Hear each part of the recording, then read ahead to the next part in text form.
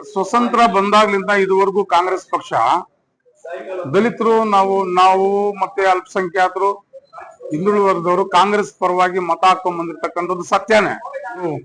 ಅಲ್ಪಸಂಖ್ಯಾತರ ಮುಖಂಡರಲ್ಲ, ನಜೀರ್ ಅಹಮದ್ ಸಾಹೇಬರು ದಲಿತರಿಗೆ, ಅಲ್ಪಸಂಖ್ಯಾತರಿಗೆ, ಹಿಂದುಳಿದ ವರ್ಗದವರ ಮುಖಂಡರು ಸಹ ಆಗಿದ್ದಾರೆ. ಅವರು ಆತ್ಮೀಯ ಪತ್ರಿಕಾ ಮಿತ್ರರೇ, ಈ ದಿನ ನಾವು ಮಾಧ್ಯಮದ ಮುಂದೆ ಬಂದಿರತಕ್ಕಂತ ವಿಚಾರ ಏನು ಅಂತಂದ್ರೆ, ನಾವು ಒಬ್ಬ ವ್ಯಕ್ತಿಯ ಪರವಾಗಿ ಮಾತಾಡಲಿಕ್ಕೆ ಬಂದಿಲ್ಲ, ಬದಲಾಗಿ ದಶಕಗಳ ಕಾಲ ಸುದೀರ್ಘವಾಗಿ ತನ್ನ ಬೆವರನ್ನು ಸುರಿಸಿ ರಾಜ್ಯಾದ್ಯಂತ ಪಕ್ಷ ಸಂಘಟನೆ ಮಾಡಿ ಪಕ್ಷಕ್ಕಾಗಿ ಹಗಲಿರುಳು ಶ್ರಮಿಸಿರುವ ನಜೀರ್ ಅಹಮದ್ ಸಾಹೇಬರು ಅವ್ರಿಗಾಗಿರುವ ಅನ್ಯಾಯದ ವಿರುದ್ಧ ಧ್ವನಿ ಎತ್ತಲು ಹಾಗೂ ಕಾಂಗ್ರೆಸ್ ಪಕ್ಷದ ವರಿಷ್ಠರು ನಜೀರ್ ಅಹಮದ್ ಸಾಹೇಬರ ಮೇಲೆ ಬಂದಿರತಕ್ಕಂತಹ ಆರೋಪಗಳನ್ನು ಮರುಪರಿಶೀಲನೆ ಮಾಡಿ ಅವರಿಗೆ ನೀಡಲಾಗಿದ್ದ ರಾಜಕೀಯ ಕಾರ್ಯದರ್ಶಿಗಳ, ಮುಖ್ಯಮಂತ್ರಿಗಳ ರಾಜಕೀಯ ಕಾರ್ಯದರ್ಶಿಗಳ ಹುದ್ದೆಯನ್ನು ಮರು ನೇಮಕ ಮಾಡಲು ಅವರಿಗೆ ಮಾಧ್ಯಮದ ಮುಖಾಂತರ ಮನವರಿಕೆ ಮಾಡಲು ನಾವು ಇವತ್ತು ತಮ್ಮ ಮುಂದೆ ಬಂದಿದ್ದೇವೆ. ನಜೀರ್ ಅಹಮದ್ ಸಾಹೇಬರು ಕೋಲಾರ ಜಿಲ್ಲೆ ಕೆಜಿಎಫ್ ನವರಾಗಿದ್ದು, ಅವರು ಸಣ್ಣ ವಯಸ್ಸಲ್ಲೇ ವಿದ್ಯಾರ್ಥಿ ಜೀವನದಲ್ಲೇ ಅವರು ರಾಜಕಾರಣಕ್ಕೆ ಬಂದರು. NSU ಅಲ್ಲಿ ವಿದ್ಯಾರ್ಥಿ ಜೀವನದಲ್ಲಿ NSU ಅಲ್ಲಿ ಕೆಲಸ ಮಾಡಿದ್ದಂಥದ್ದು. ನಂತರ ರಾಜ್ಯ KPCCಯ ಯುವ ಕಾಂಗ್ರೆಸ್ ಅಧ್ಯಕ್ಷರಾಗಿ ಕೆಲಸ ಮಾಡಿರ್ತಕ್ಕಂಥದ್ದು. KPCCಯಲ್ಲಿ ಪ್ರಧಾನ ಹುದ್ದೆಗಳಾಗಿರ್ತಕ್ಕಂಥ ಕಾರ್ಯದರ್ಶಿ ಹುದ್ದೆಗಳನ್ನು ಕಾರ್ಯದರ್ಶಿಯಾಗಿ, ಪ್ರಧಾನ ಕಾರ್ಯದರ್ಶಿಯಾಗಿ, ಇನ್ನು ನಾನಾ ರೀತಿಯ ಉನ್ನತ ಹುದ್ದೆಗಳಲ್ಲಿ KPCCಯಲ್ಲಿ ಕೆಲಸ ಮಾಡಿರ್ತಕ್ಕಂಥ ಅನುಭವ ಅವ್ರಿಗಿದೆ. ಅದೇ ರೀತಿ ಪ್ರಥಮವಾಗಿ ಸಣ್ಣ ವಯಸ್ಸಲ್ಲಿ ಅವರು ಬಿನ್ನಿಮಿಲ್ ಕ್ಷೇತ್ರದಲ್ಲಿ ಶಾಸಕರಾಗಿ ಆಯ್ಕೆಯಾಗಿ ಸಚಿವರಾಗಿ ಕೆಲಸ ಮಾಡಿರ್ತಕ್ಕಂಥ ಅನುಭವ ಕೂಡ ಅವ್ರಿಗಿದೆ. ಅವರು ನಮ್ಮ ಕೋಲಾರ ಜಿಲ್ಲೆಯವರು. ಪ್ರತಿಯೊಂದು ಕೋಲಾರದಲ್ಲಿ ನಡೆಯುವಂತಹ ಯಾವುದೇ ಒಂದು ಅಹಿಂದ ವರ್ಗಗಳಿಗೆ ತೊಂದರೆಗಳು ಮತ್ತೊಂದು ಆದಾಗ ಮುಂಚೂಣಿಯಲ್ಲಿ ನಿಂತುಕೊಂಡು ನಮ್ಮ ಸಮುದಾಯಗಳನ್ನ ರಕ್ಷಣೆ ಮಾಡುವಂತ ಕೆಲಸ ಮಾಡಿರೋದ್ರಲ್ಲಿ ಅವರು ಒಬ್ಬ ಪ್ರಮುಖರು ಅಂತ ನಾನು ಹೇಳೋದಕ್ಕೆ ಇಷ್ಟಪಡ್ತೀನಿ ಬಂಧುಗಳೇ. 2023ರ ಕೋಲಾರ ಕರ್ನಾಟಕ ಸಾರ್ವತ್ರಿಕ ವಿಧಾನಸಭಾ ಚುನಾವಣೆಯಲ್ಲಿ ಕೋಲಾರ ಲೋಕಸಭಾ ವ್ಯಾಪ್ತಿ ಅಂದ್ರೆ ಕೋಲಾರ, ಚಿಕ್ಕಬಳ್ಳಾಪುರ ಕ್ಷೇತ್ರ ಜಿಲ್ಲೆಗಳಲ್ಲಿ ವಿಧಾನಸಭಾ ಕ್ಷೇತ್ರಗಳಲ್ಲಿ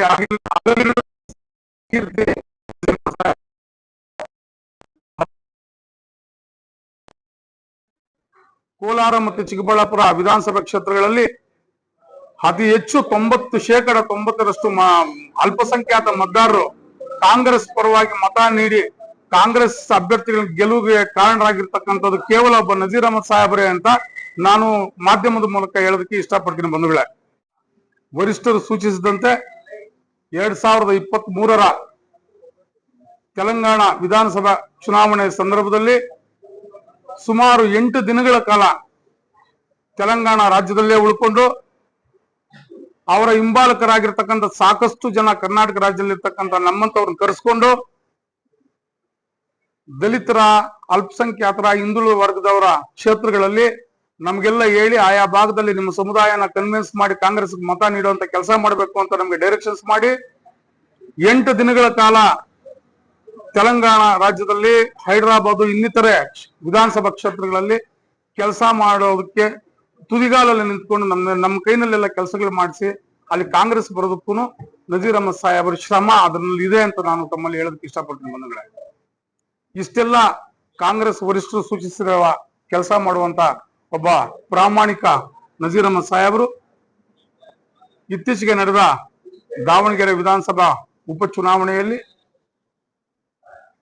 ಅಲ್ಲಿನ ಅಲ್ಪಸಂಖ್ಯಾತ ಮತದಾರರು ಅತಿ ಹೆಚ್ಚು ಇರೋದ್ರಿಂದ ಆ ಸಮುದಾಯದವರು ಬಂದು ನಜೀರ್ ಅಹಮದ್ ಸಾಹೇಬ್ರನ್ನ, BZ ಜಮೀರ್ ಅಹಮದ್ ಸಾಹೇಬ್ರನ್ನ ಬಂದು ಒತ್ತಡ ಹೇರ್ತಾರೆ.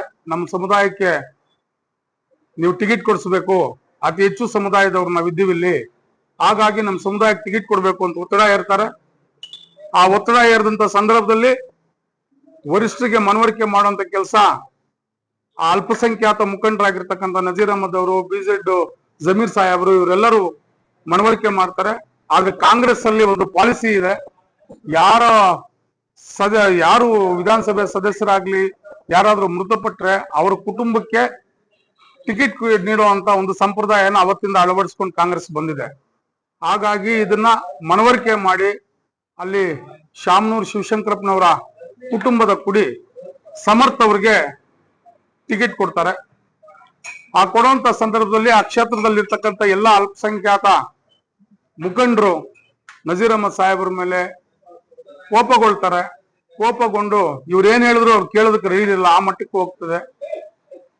ಆದ್ರೆ ಪಕ್ಷದ ವರಿಷ್ಠರು, ಕಾಂಗ್ರೆಸ್ ಪಕ್ಷದ ವರಿಷ್ಠರು ನಜೀರ್ ಅಹಮದ್ ಸಾಹೇಬ್ರಿಗೆ ಹೇಳ್ತಾರೆ ಏನು ಅಂತಂದ್ರೆ ಅವರಲ್ಲಿರ್ತಕ್ಕಂಥ ದುಗುಡುತನ, ಅವರಲ್ಲಿರ್ತಕ್ಕಂಥ ಗೊಂದಲ ನಿವಾರಣೆ ಮಾಡಿ ಕಾಂಗ್ರೆಸ್ ಪಕ್ಷದ ಪರವಾಗಿ ಕೆಲಸ ಮಾಡೋದಕ್ಕೆ ನೀವು ಹೋಗ್ಬೇಕು ಅಂತ ಇವ್ರಿಗೆ ಒತ್ತಡ ಇರ್ತಾರೆ.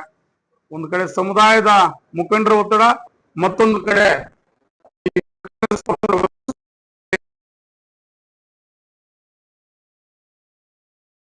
ಮಾಡಿ ದಾವಣಗೆರೆ ಕಡೆ ಬರಲ್ಲ.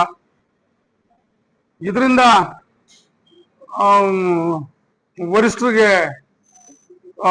ಇದಾಗುತ್ತೆ. ಏನು ಅಂತಂದ್ರೆ ನಾವು ಸೂಚನೆ ಮಾಡಿದ್ರು ಇವರು ದಾವಣಗೆರೆ ವಿಧಾನಸಭೆ ಕ್ಷೇತ್ರದಲ್ಲಿ ಕೆಲಸ ಮಾಡಿಲ್ಲ ಅನ್ನೋ ಒಂದು ಕಾರಣಕ್ಕೆ ಅವ್ರ ಮೇಲೆ ಆರೋಪಗಳನ್ನ ತೆಗೆದುಕೊಂಡು ಆ ಆರೋಪಗಳಿಗೆ ಅನುಗುಣವಾಗಿ ಅವ್ರನ್ನ ಗೌರವಾನ್ವಿತವಾಗಿ ನೀಡಿರ್ತಕ್ಕಂಥ ಹುದ್ದೆ, ಮುಖ್ಯಮಂತ್ರಿಗಳ ರಾಜಕೀಯ ಕಾರ್ಯದರ್ಶಿಗಳ ಹುದ್ದೆನ ಹಿಂಪಡೆಯುವಂತ ಕೆಲಸ ಕಾಂಗ್ರೆಸ್ ಪಕ್ಷ ಮಾಡ್ತದೆ, ವರಿಷ್ಠರು ಮಾಡ್ತಾರೆ.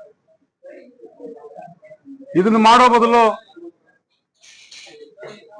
ನಜೀರ್ ಅಹಮದ್ ಸಾಹೇಬ್ರನ್ನ ಕರೆಸ್ಕೊಂಡು ವರಿಷ್ಠರು 4 ಗೋಡೆಗಳ ಮಧ್ಯೆ ಕೂತ್ಕೊಂಡು ಅವ್ರ ಕಡೆ ಸಮಜಾಯಿಷಿ ಕೇಳಿ ಇತ್ಯರ್ಥ ಮಾಡುವಂತ ನಾನಾ ದಾರಿಗಳಿತ್ತು. ಏಕಾಏಕಿ ನಜೀರ್ ಅಹಮದ್ ಸಾಹೇಬ್ರ ಗೌರವಾನ್ವಿತ ಹುದ್ದೆಯನ್ನು ವಾಪಸ್ ಪಡೆಯೋದ್ರ ಮೂಲಕ ಏನಾಗಿದೆ ಕಾಂಗ್ರೆಸ್ ಅವ್ರ ಪರಿಸ್ಥಿತಿ ಇವತ್ತು ಅಂತಂದ್ರೆ, ವಿಪಕ್ಷಗಳ ಕೈಗೆ ದೊಣ್ಣೆ ಕೊಟ್ಬಿಟ್ಟು ಕಾಂಗ್ರೆಸ್ನವರಾದ ನಾವು ನಮ್ಮ ತಲೆಗಳ ಮುಂದೆ ಇಟ್ಟಂತ ಪರಿಸ್ಥಿತಿ ನಿರ್ಮಾಣ ಆಗಿದೆ.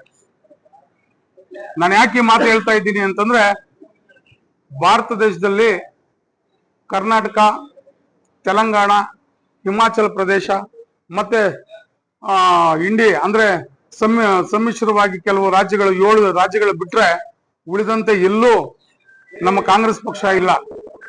ಕಾರಣ ಏನು ಅಂತಂದ್ರೆ ಬಿಜೆಪಿ ನಮ್ಮ ವಿರೋಧ ಪಕ್ಷವಾಗಿರ್ತಕ್ಕಂಥ ಬಿಜೆಪಿ ಮತ್ತೆ ಮಿತ್ರ ಪಕ್ಷಗಳೇ ಎಲ್ಲಾ ರಾಜ್ಯಗಳಲ್ಲಿ ಇದೆ.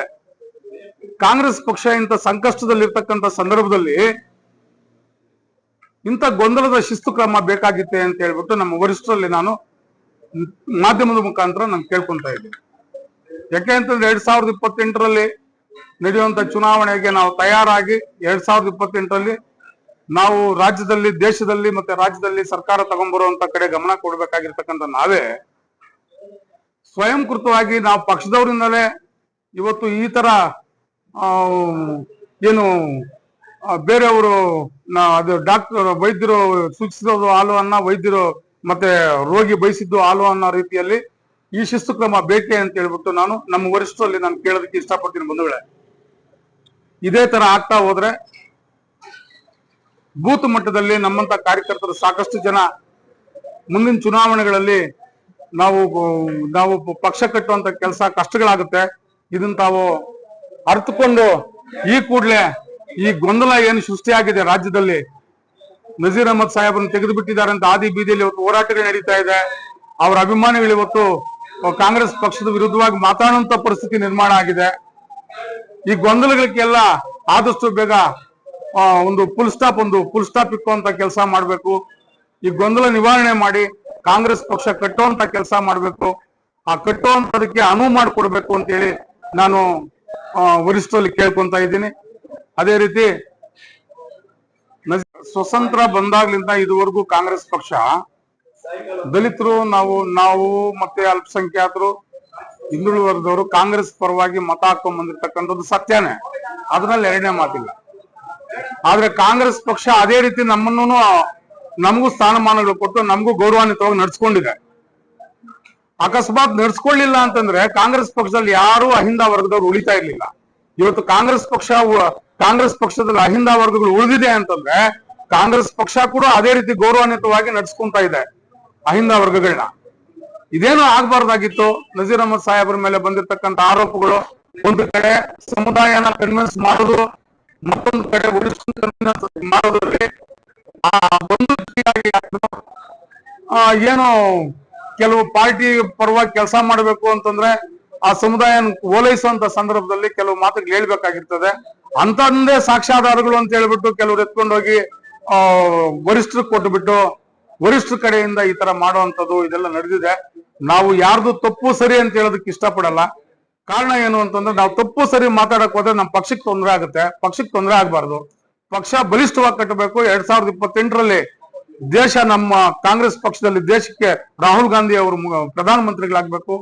ಕರ್ನಾಟಕ ರಾಜ್ಯದಲ್ಲಿ ಕಾಂಗ್ರೆಸ್ ಪಕ್ಷ ಅಧಿಕಾರಕ್ಕೆ ಬರಬೇಕು ಅಂತಂದ್ರೆ ನಮ್ಮಿಂದ ಗೊಂದಲ ಆಗ್ಬಾರ್ದು, ನಮ್ಮಿಂದ ಗೊಂದಲ ನಿವಾರಣೆ ಆಗ್ಬೇಕು ಅಂತ ಹೇಳೋದಕ್ಕೆ ಇಷ್ಟಪಡ್ತೀನಿ. ಮೊದಲೇ ಅಲ್ಪಸಂಖ್ಯಾತರ ಮುಖಂಡರಲ್ಲ, ನಜೀರ್ ಅಹಮದ್ ಸಾಹೇಬರು ದಲಿತರಿಗೆ, ಅಲ್ಪಸಂಖ್ಯಾತರಿಗೆ, ಹಿಂದುಳಿದ ವರ್ಗದವರ ಮುಖಂಡರು ಸಹ ಆಗಿದ್ದಾರೆ. ಅವರು ಇವತ್ತು ನಮ್ಮ ಯಾವುದೇ ಒಂದು ಸಮಸ್ಯೆಗಳಾದ್ರೆ, ನಮ್ಮ ಕಾನೂನು ಅಭಿವೃದ್ಧಿ ಇರ್ಬೋದು, ಒಂದು ಮಸೀದಿ ಕಟ್ಟುವಂತ ವಿಚಾರದಲ್ಲಿರ್ಬೋದು, ಒಂದು ಚರ್ಚ್ ಕಟ್ಟುವಂತ ವಿಚಾರದಲ್ಲಿರ್ಬೋದು, ಒಂದು ದೇವಸ್ಥಾನ ಕಟ್ಟುವಂತ ವಿಚಾರದಲ್ಲಿರ್ಬೋದು, ನಜೀರ್ ಅಹಮದ್ ಸಾಹೇಬ್ರು ಮುಂದೆ ನಿಂತ್ಕೊಂಡು ಅವ್ರಿಗೆ ಬರ್ತಕ್ಕಂಥ ಅನುದಾನಗಳನ್ನ ಕೊಟ್ಟು ಮುಂದೆ ನಿಂತ್ಕೊಂಡು ಆ ಕೆಲಸಗಳು ಮಾಡಿರ್ತಕ್ಕಂಥ ನಿದರ್ಶನಗಳಿಗೆ ನಾವೇ ಸಾಕ್ಷಿಯಾಗಿದ್ದೀವಿ. ಸರ್ವಧರ್ಮವನ್ನು ಸಮಾನವಾಗಿ ಕಾಣುವಂತ ನಜೀರ್ ಅಹಮದ್ ಅವ್ರ ಮನಸ್ಥಿತಿಗೆ ಇವತ್ತು ಹಿಂಗ ಆಗ್ಬಾರ್ದಾಗಿತ್ತು. ಹಾಗಾಗಿ ನಾನು ಮಾಧ್ಯಮದ ಮುಖಾಂತರ ಹೇಳ್ಕೊಳ್ಳೋದೇನು ಅಂತಂದ್ರೆ, ಕರ್ನಾಟಕ ರಾಜ್ಯದಲ್ಲಿ ಇವತ್ತಿನ ಪರಿಸ್ಥಿತಿ ಏನಾಗಿದೆ ಅಂತಂದ್ರೆ 136 ಸೀಟುಗಳು 2023 ವಿಧಾನಸಭೆ ಕ್ಷೇತ್ರಗಳಿಗೆ ಗೆಲ್ಲಬೇಕು ಅಂತಂದ್ರೆ ದಲಿತರು, ಅಲ್ಪಸಂಖ್ಯಾತರು, ಹಿಂದುಳಿದ ವರ್ಗದವರು ಎಲ್ಲ ಕೇವಲ ಕಾಂಗ್ರೆಸ್ ಪರವಾಗಿ ಅತಿ ಹೆಚ್ಚು ಮತ ಹಾಕಿರ್ತಕ್ಕಂಥದ್ರಿಂದ ಇವತ್ತು ನಾವು ಸರ್ಕಾರ ರಚನೆ ಮಾಡಕ್ಕಾಗಿದೆ. ಇಂಥ ಸಂದರ್ಭದಲ್ಲಿ ಅಹಿಂದ ಸಮುದಾಯಗಳಲ್ಲಿ ಇವತ್ತು ನಜೀರ್ ಅಹಮದ್ ಸಾಹೇಬ್ರಿಗೆ